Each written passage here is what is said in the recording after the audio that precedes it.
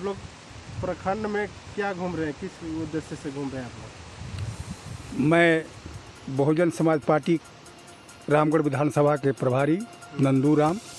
हम लोग बहुजन समाज पार्टी के लोगों को जागृत करने के लिए गांव-गांव भ्रमण कर रहे हैं और हमारे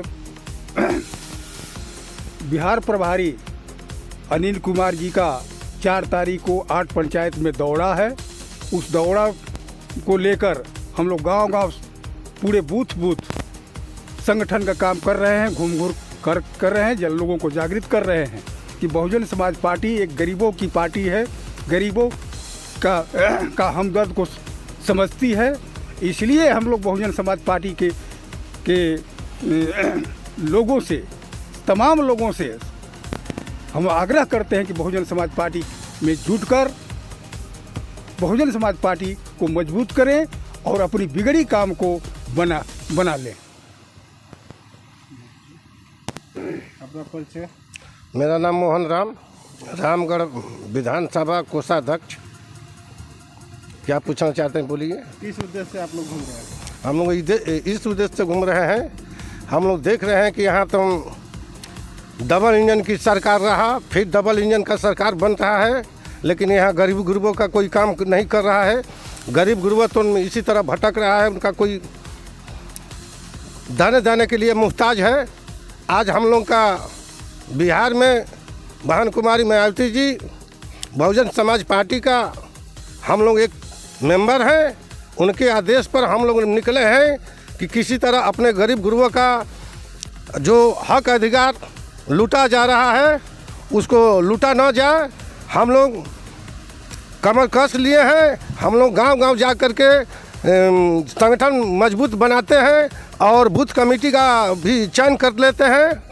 और हम लोग चाह रहे हैं कि इस देश में बहुजन समाज पार्टी का सत्ता हो, तभी गरीब गुरबों का हक अधिकार जो छुपा लिया गया है उसको उजागर किया जाएगा। अन्यथा कोई पार्टी नहीं है कि बहुजन समाज पार्टी का जो आवाज़ उठाती है उस आवाज़ को उठा दें। तो हमारे रामगढ़ प्रखंड से हम लोग विधानसभा कमेटी, प्रखंड कमेटी, पंचायत कमेटी और सेक्टर कमेटी के लोग एक साथ होकर के पूरे गांव में हुजूम के साथ पूरे जनता के बीच में हम लोग जा कर के अपने पार्टी के बारे में, एजेंडा के बारे में कहते हैं और सुनाते हैं। और जब जनता हम लोग की बात को सुनती है तो जनता उमड़ जाती है कि नहीं हम लोग का अब दुनिया में कोई पार्टी नहीं है, बीएसपी को छोड़ करके हम लोग बहुजन समाज पार्टी के साथ देंगे। अब यही मेरा विचार है।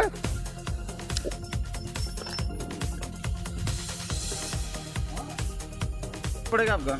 हमारा नाम गोरख सम्राट है, बहुजन समाज पार्टी रामगढ़ प्रखंड अध्यक्ष। गांव-गांव घूमने के उद्देश्य क्या है आप लोग का? हम लोग अपने पार्टी बहुजन समाज पार्टी के तत्वाधान में हम लोग का संविधान बचाओ संकल्प सभा का आयोजन किया गया है और उस सभा को हम लोग पूर्ण रूप से पूरा करने के लिए 8 पंचायत का दौरा कर रहे हैं। 8 पंचायत में प्रोग्राम लगा हुआ है और इस प्रोग्राम को हम लोग पूर्ण रूप से पूरा करने के लिए गांव-गांव में बूथ और सेक्टर कमेटी का हम लोग चयन कर रहे हैं। अभी जो वर्तमान में दोबारा सरकार बनी है, इसको लेकर क्या कहना चाहेंगे आप? इसका रवैया क्या है, आप बता सकते हैं? ये सरकार की रवैया, ये शतक लगाना चाहते हैं नीतीश कुमार जी। 9वां बार मुख्यमंत्री अभी बने हैं, शपथ लिए हैं। ये चाहते हैं कि हम अपने लाइफ में हम भी शतक लगा लें मुख्यमंत्री का, और लगता है हमको कि ऐसा करने में सक्सेस भी होंगे, क्योंकि इनका कब किधर जाएंगे कोई गारंटी नहीं है और कब किसके साथ सरकार बनाएंगे। 1 महीना किसी के साथ सरकार चलाएंगे, किसी के साथ 2 महीना सरकार चलाएंगे। ये पलटू चाचा इनका पूरा बिहार नहीं, पूरा देश इनको पलटू चाचा के नाम से जान रहा है। अच्छा, आपको ये नहीं समझ में आ रहा है कि ये क्यों पलटी मार दे रहे हैं?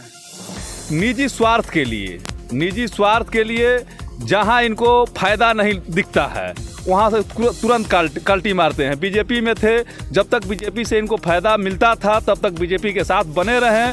जब बीजेपी वालों के साथ कुछ गड़बड़ हुआ, आरजेडी के साथ गए। जब आरजेडी के लोग वादा किए थे नौकरी देने के लिए, वो सही पैमाने पे बहुत अच्छा कार्य हुआ नौकरी देने वाला। जे ही अभी व्यवस्था चल रहा था तभी फिर से पलटी मार दिए पलटू चाचा। इनका यही काम है सीबीआई और सीआईडी के ईडी के डर से वो भागे हों। बोल ही रहे कि उनकी बस निजी स्वार्थ फायदा चाहिए। वो अगर कहीं उनको नुकसान दिखेगा वहाँ वो टिकने वाले नहीं हैं। अभी बहुजन नेताओं के ऊपर खतरा मंडरा रहा है, इस पे क्या कहना चाहेंगे बीजेपी सरकार में? देखिए, बहुजन समाज पार्टी या बहुजन के लोगों के ऊपर हमेशा से ही खतरा रहा है, आजे नहीं, हमेशा से खतरा रहा है। और खतरे से बहुजन समाज पार्टी हमेशा लड़ा है और लड़ते रहेगा आखिरी दम तक।